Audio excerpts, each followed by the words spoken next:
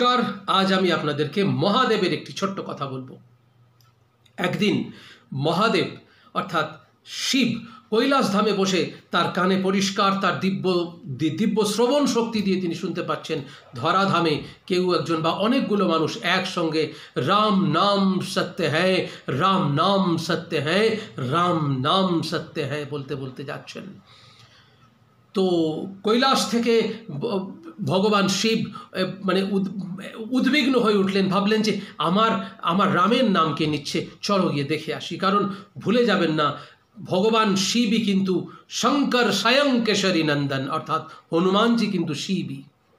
তাই তিনি ধরাধামে চলে এলেন, এসে দেখলেন যে রাস্তা দিয়ে কিছু মানুষ একটি শব বয়ে নিয়ে যাচ্ছে, অর্থাৎ একটি মৃতদেহ বয়ে নিয়ে যাচ্ছে, এবং প্রত্যেকে খুব করুণভাবে রাম নাম সত্য হ্যায়, রাম নাম সত্য হ্যায় বলতে বলতে যাচ্ছেন। শিব ভীষণ খুশি হলেন এবং তিনি একটি সাধুর বেশ ধারণ করে সেই সব যাত্রার আগে আগে চলতে শুরু করলেন এবং তিনি মুগ্ধভাবে শুনতে শুরু করলেন রাম নাম সত্য হ্যায় ধ্বনি। এবার যখন সেই অন্তিম সংস্কার যেখানে হয় শ্মশান ঘাট, সেখানে পৌঁছানোর পর দেখলেন যে সেই মানুষগুলো যারা রাম নাম সত্য হ্যায় বলছিলেন, সেই মানুষগুলোই কিন্তু হঠাৎ করে রূপ বদলে ফেললেন। তারা কি ফিসফাস করছে একে অপরের সঙ্গে। মহাদেব তাদের কাছে গিয়ে শুনতে শুরু করলেন তারা কি বলছেন। কেউ বলছেন, ধর আজকে রবিবার দিন, এই লোকটার আর মরার সময় পেল না। আরেকজন বলছে, আরে বলিস না, আমার অনেক কাজ ছিল, আমি কাজ ফেলে এখানে এসেছি। আরেকজন বলছে, বলিস না, আমার ছেলেকে নিয়ে একটা জায়গায় যাওয়ার কথা ছিল, আমি সেখানে না গিয়ে সেখান থেকে চলে আসতে হলো এখানে। মহাদেব একটু অবাক হলেন, ভাবলেন এই মানুষগুলোই তো একটু আগে খুব অন্তর দিয়ে আন্তরিকভাবে রাম নাম সত্য হ্যায় বলছিলেন, এখন এরা হঠাৎ অন্য কথা বলছে কেন? মহাদেব জিজ্ঞেস করলেন যে আচ্ছা, আপনারা তো একটু আগে রাম নাম সত্য হ্যায় বলছিলেন, এখন এরম কথা বলছেন কেন? বলছেন যে আরে রাম নাম সত্য হ্যায় তো সব দেহ নিয়ে আসার সময় বলছিলাম, এখন একে তো এবারে দাহ করা হচ্ছে, এর তো চিতা জ্বলছে, আর রাম নাম করে কি হবে?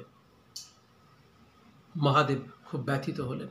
তাই তার সবাই যখন চলে গেল সেই শ্মশান ঘাট থেকে, তার চিতাভস্যকে তাকে অগ্নিসংযোগ করে তার চিতা জ্বালিয়ে তাকে দাহ করে যখন চলে গেল, সেই যে ভস্য, সেই ভস্য কিন্তু একমাত্র শিব সেই সামনে গিয়ে বসে সেই ভস্য তুলে তার সারা শরীরে মাখলেন।